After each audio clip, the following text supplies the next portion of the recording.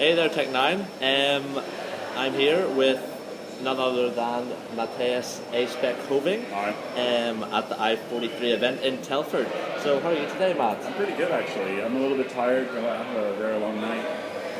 We've been pretty busy doing all the setup stuff still in the main hall. And we had some issues with the streaming kit, but it's been always pretty much already resolved.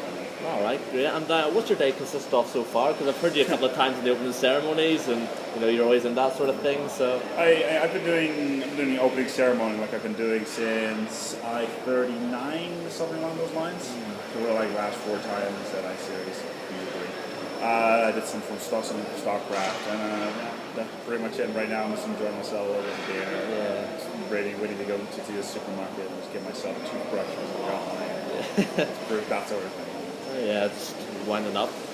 All right, great. So we've seen you cast a few games into the COD 4 scene, but the majority of COD 4 scene maybe wouldn't know you as well as some other scenes. So would you mind just give us a little bit of introduction of how you got into casting and a bit of gaming background as well? Well, gaming background is probably the best place to start. I started somewhere around 2004, 2005 with Unreal Tournament 2K4, which came out around that time. I played public for a while, then moved on to clan base when it was still clan base decent, that sort of thing. And from there on, I moved into commentary, which is a really ad hoc thing because I was on a team. I pulled a pansy, got benched, yeah. And pretty much, my team asked if the guy who was doing the tournament asked me if I wanted to do some commentary. It was way back when we weren't doing anything on video. So it was all going on radio, and it basically started on from there on. His name was Derby, by the way. He was a pretty cool guy. I'm quite well, so it's kind of the start of it all. Yeah, all right. Most of us know, well, within our community and also other communities, that you're mainly part of Quad V. Right. What actually happened with Quad V? That's a very good question. I don't really know myself. I'm still in contact with the team on a fairly regular basis, that sort of thing.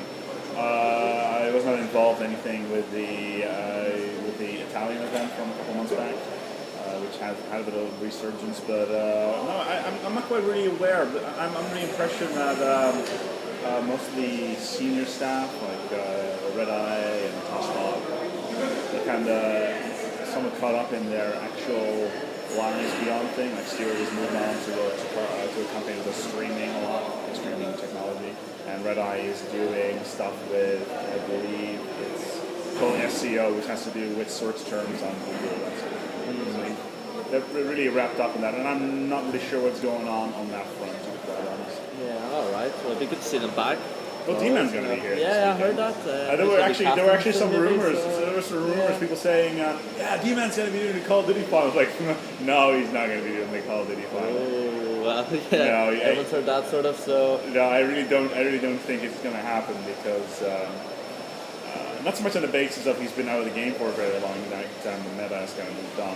It's more because you can't really expect 2 commentators like Machine and Menace that are currently working really hard to sit back for a final for a tournament they've been working pretty hard on the entire time. Yeah, so definitely. That would be a little bit of an asshole kind of move. Yeah, to do that. definitely. Not that I don't like Dima. I talk to him all the time, but I am under the impression he's kind of moved on from Call of Duty into League of Legends right now, which he's been doing for Interim Stream Masters like last weekend at Gamescom previously.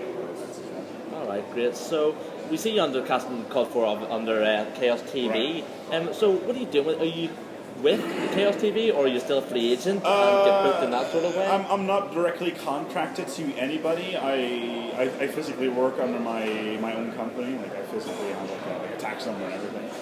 I get hired by events. Like I've been hired by Razer to do stuff, Team Dignitas, in ESL in the past. But for most part, I do a lot of stuff with Chaos, basically, ranging from one-off events to Call of Duty. Like we had the E-Series going on earlier this year. We're trying to do a lot of Call of Duty events.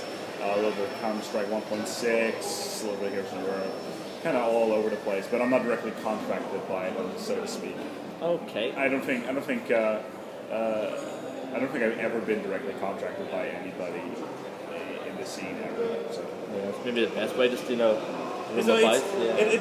does put yourself in a position where you're not directly affiliated with anybody else. so you can just jump into any event without being biased or something. It's like I'm saying with Chaos as well. That they've got their own gaming teams for 1.6. I personally think that's a bad idea because if you're a commentating organization, you want to keep yourself unbiased. So if you have yourself a team and they win, you kind of get yourself a strange situation. Yeah, spread resources as well, with some money which can be put aside and yeah, that sort of thing. pretty much. Yeah. All right, well, great. So last weekend we saw the Adroids land for Jermaine and Sean. It's Adroids land. In the Enschede Wizard Centre. Right. We've heard a couple of things why we're in Chaos TV there, so would you like to shed some light on it, even though you did cast the event? I'm rather curious actually what people have been saying because I haven't heard anything. They'd rather see you at the event than sitting in the office. office. Obviously there's such a thing as being at an event because you can capture the atmosphere, you can do team interviews, that sort of thing. The problem with Wizard Centre currently is at the previous Adroids event, Sage, their net completely flatlined, and we were going out on a 700 KB stream. For those people that were watching that particular stream, they probably noticed that it was probably the most unstable piece of crap that we've ever pushed out. And considering our streams move up the Chaos streams at least move up at 5 Mbit a second before being transferred by Justin Kubi.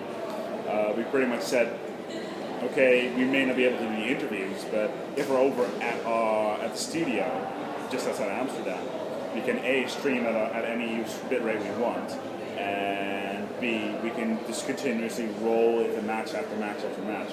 And we actually managed to produce something around 36 pieces of content, which was a record so far. Yeah, it was very, very good to see. So many matches. I know I was tuned in myself, and so was half the community as well. Well, we did try to get as much content out as physically possible. Also with video on demand, as soon as a group was done, the production, my producer, whose name is Bass, basically said, I'm going to go through all these games, get them ready to go, put them on the upload while you're doing a group C, group C and D. So basically the goal was to get the content out as fast as possible. Within 24 hours, as soon after the event was done, everything should have been online, which was the case. So the goal that was good. So moving on to the actual game itself, did you expect L3 to win the event, or did you expect the Views to win, or who did you think was going to win? I was actually expecting more from WinFact, to be quite honest. Sure, they managed to remove Trigger from their lineup. Yeah, I think it's affected them. Yeah, it has definitely impacted the lineup. Lowland Lions has been very, very strong recently. I'm looking forward to how they're going to be developing themselves over the next couple of months, especially considering all the events are like so coming up, which you guys at home don't know about yet. I always like to keep myself out in the open on that, but I did think, looking at how the groups develop and everything like that, Lowland Lions, it was pretty much pre-decided already. Yeah. You know what's happened to COD 4? Imagine like Chubby win the LAN. What's that all about? Right. I can't give any abuse anymore.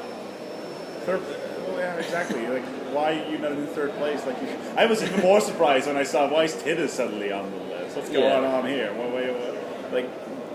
Is he back forever? That sort of thing. Yeah, but it's good to see. Well played, Chubby. I'm only joking. All right, so we're here in Telford at the minute for I-43. Right. What do you think of the actual town itself? So the town. The town, yeah. You and I already had a little bit of a discussion about this earlier. It is probably the strangest place I've ever been to in the United Kingdom. That's what I've said, and everyone asks me why. It's so weird because apparently only like 25,000 people live here. There's this massive shopping center. It's out in the middle of nowhere. You walk around or like go take a taxi at 1 a.m. in the morning. Or even during the day, there's nobody anywhere. Like how is this even profitable in the middle of nowhere in somewhere just outside of Birmingham? It's just really strange. It's a great venue. Even though the cash machine lies, by the way, for you guys that aren't here, the cash machine, it has a little sign saying takes all cards. It does not take all cards. It's a dirty liar. That's good advice. Definitely good advice. If you ever go here, pay by card, everything. That's one thing I didn't like about Newbury either. You could not pay by card anywhere. I mean, I just go to the bar right now. Yeah. So, after your little brief about